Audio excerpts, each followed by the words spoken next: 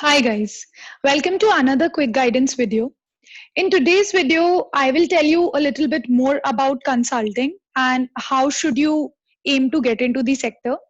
I have already discussed about what consulting as a career is all about, what is the kind of job role that is there and why is it required.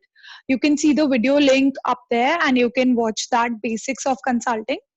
Today, I will essentially talk about the different ways that you can possibly get into consulting and what all other things that they can judge you on or they can consider while marking you or while selecting you. Okay, so there are two major routes through which you can get into consulting. One is right after your education. So consulting firms do come in undergraduate college, the top undergraduate colleges, a lot of business schools, and also they directly email people like the top rankers of CAs of the CA list. So these are very basic ways in which the firm comes directly to your campus and you get an interview if you are shortlisted based on your resume. So the basic way how they choose your resume is that your resume should have, I've already spoken about this, your resume should have two or three major peaks. Now, what do I mean by peaks is that a few sections should be really, really strong.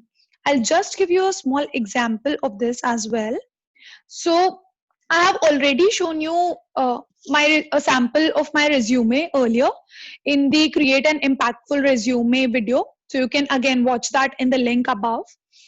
So basically, what do I mean by peaks is that suppose in my scholastic section, if I say that I got 85, 85, 85 in all the different things, I have good achievements, then I have got a few number of scholarships. So this kind of counts as a very, very strong scholastic section. Okay. Even if you have two or three major scholarships and say a few other certificates to show for, then that also counts as a good scholastic section. Then coming to professional experience. Now, my professional experience, what are the things they will see? They will see what is the duration of my experience, what was the role that I was playing over there, and then any major thing that can be attributed individually to me. Okay. So this is like, for example, that if suppose I say on anything that I pioneered this or I headed this, etc., then that would be the kind of work that they are looking for, that what can be attributed to my own work. Again, internships are also included into work experience itself. So anything good like good names overall, they also tend to give a better impact on your profile, and hence that can also be said that this is a decent enough work experience section.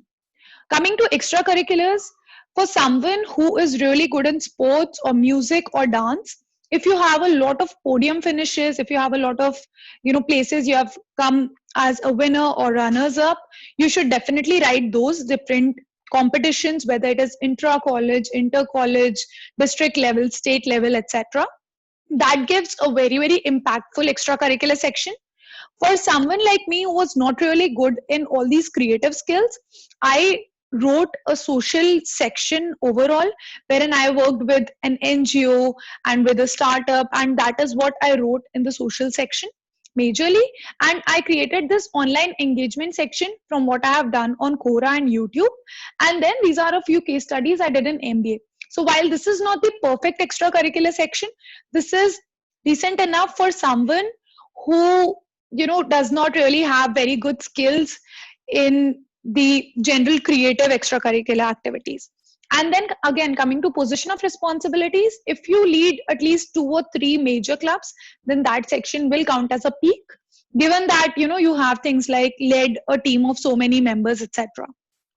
So these are the major things that are there, and this is how your resume will be selected. So your obviously scholastic should be good, your past academics should be good. Something above 80 is of course what is desirable, but if your overall resume is really great, then a little low is also acceptable.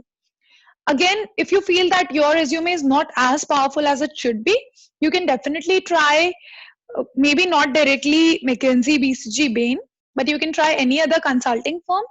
And there are a lot of internal consulting firms as well which you can try on. The thing after resume that happens, once your resume is shortlisted, this happens both in the campus process and when you're applying from outside. When you are applying from outside, there's one another major thing, and it is that if you are applying via a referral through anyone you know, or if you are applying, there are a lot of posts on LinkedIn, not nowadays but earlier this year there were a lot of posts on LinkedIn that this particular firm is hiring and they require people who have 2 years of experience, etc.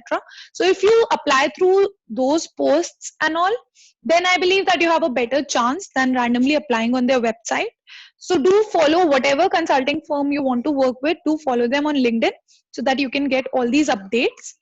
And apart from this, once you have, your resume has been selected, then the next step is interviews. Your interviews could be 3 or 4 rounds. It would mainly include guesstimates and case interviews with an HR round, most likely. So I've already talked about a few basic guesstimates. The links would be there up there, so you can visit those. These are very basic guesstimates. I have just told you about the overall strategy on how to approach a guesstimate, and you can get there are a lot of different questions out there on the internet that you can try, and all these guesstimates you can try. And I think case studies is another thing that you can do. And I will shortly make a video on the case studies as well. It is kind of solving a problem, a very small set of problem in an interview. So something like, suppose profits for your banking customer is going down. So what could be the reasons? So just identifying the different reasons that are there, giving some recommendations, etc. These are the different things that you have to do.